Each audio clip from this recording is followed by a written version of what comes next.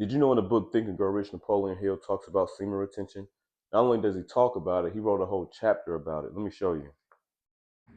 In his book, he calls it sex transmutation. Because semen retention isn't just about holding your seed, bro. Semen retention is about transferring that energy into another form of energy, okay? So you're getting that sex energy and now you're transforming it into something more purposeful. So he says sex desire is the most powerful of human desires.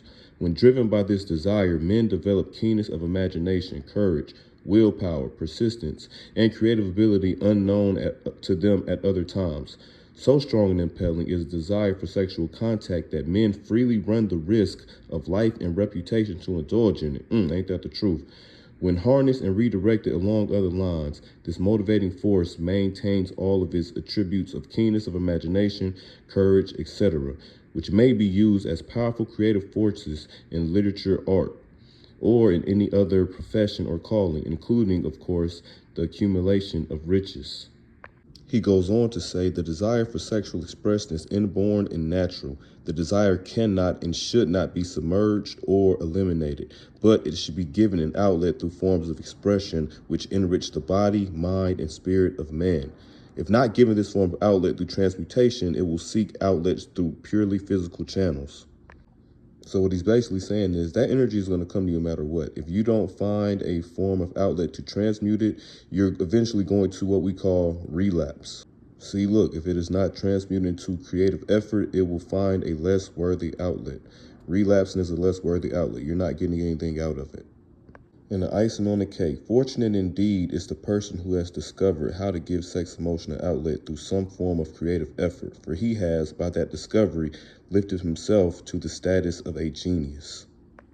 And he has a whole chapter of just gems talking about this stuff. If you have not read the book Think and Grow Rich, I highly suggest you go get that book. Don't just read chapter 11, read all of it. I'll do a separate video where I'm just breaking down all the different gems he's saying, but for video's sake, I'm just going to stick with the first couple. Like, this is just the tip of the iceberg. It gets deep. So let me break it down a little bit more of what Napoleon was saying. So we're always going to feel this sexual energy. It's natural. We can't avoid it. Now, even though we can't avoid it, we can control it. How are we going to exert this sexual energy? Are we going to use it and have sex? Are we going to use it and watch the P word? I ain't trying to get flagged. Or that same sexual energy we could do these two with, which we get really nothing out of.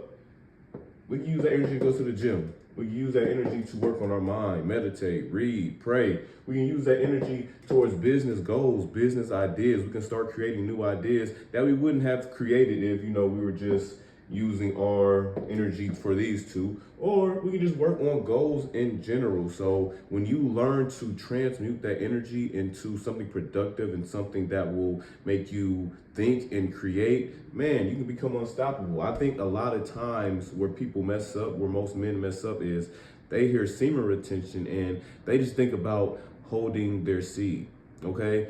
No, you can't just hold it. You have to transfer that energy somewhere else, or eventually, if you just hold it, you're going to end up doing one of the two. So if you're just trying to hold it, see how many days you can hold it, but you're not transmuting that energy into, better things, you're just going to end up relapsing. That's where a lot of people mess up. Semen retention isn't just about holding your seed. It's about transmuting that sexual energy into other productive things in your life. Let me end it with this. This isn't bad. Sex is not bad. Now, this is bad. Stay away from this. Sex isn't bad, but sex only isn't bad if you are doing all of these things first. If you're just having sex to have sex, and you're just out here, spreading your energy to everybody, no, that's bad. Now, if you are focused on these four, and whatever else you put your mind to that is productive, and you're having sex with somebody you care about, and that you have a connection with, that's not bad.